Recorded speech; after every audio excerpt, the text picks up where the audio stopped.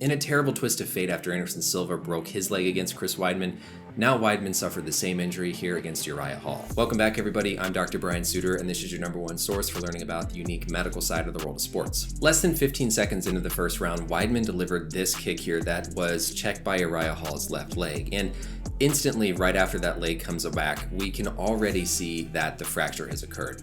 Now, of course, as this kind of sequence continued, then Weidman went back, put weight on that right leg, and that's where we can see, of course, the severity of how bad this fracture was. Certainly, this is going to cause a fracture of both the tibia and the fibula, which are the two bones in the lower leg.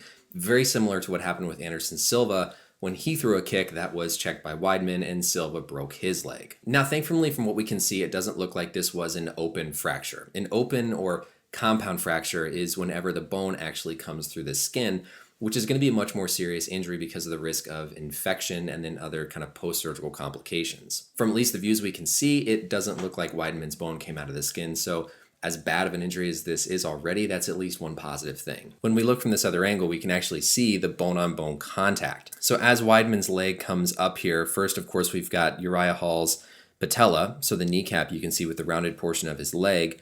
But then as Weidman's tibia comes up here, you can see that it makes contact basically in an area of Uriah Hall's tibia called the tibial plateau. That's where the patellar tendon inserts, and it's just below the kneecap. And again, there's not really much muscle there to protect that bone. So you really do end up with essentially a bone-on-bone type of mechanism here, where it's that inner kind of front portion of Weidman's tibia that's striking Uriah Hall's tibial plateau.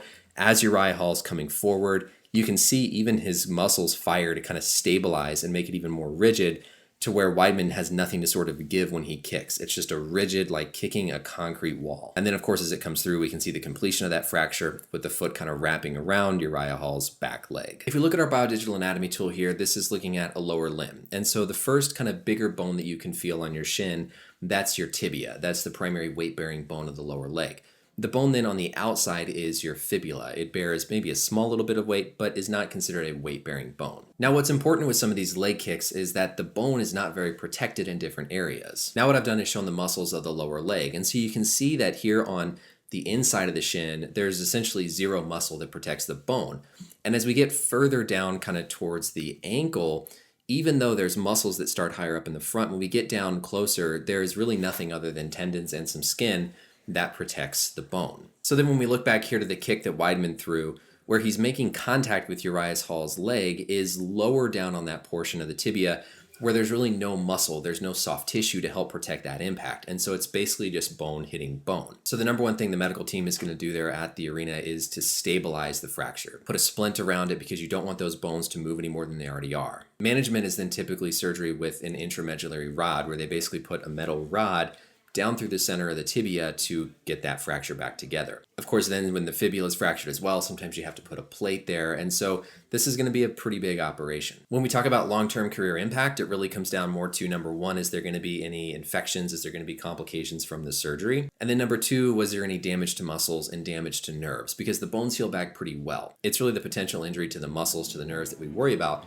that could cause long-term function impairment. Weidman has been forever tied to when Anderson Silva broke his leg, and so the fact that now it's happened to him is just a terrible twist of fate here in the sport. I wish him the best in his recovery. Hopefully there are no complications and he's at least able to get back to walking okay before even thinking about return to fighting. That's it for the video, everybody. Let me know as always any questions or comments down below, and until next time, we'll see you later.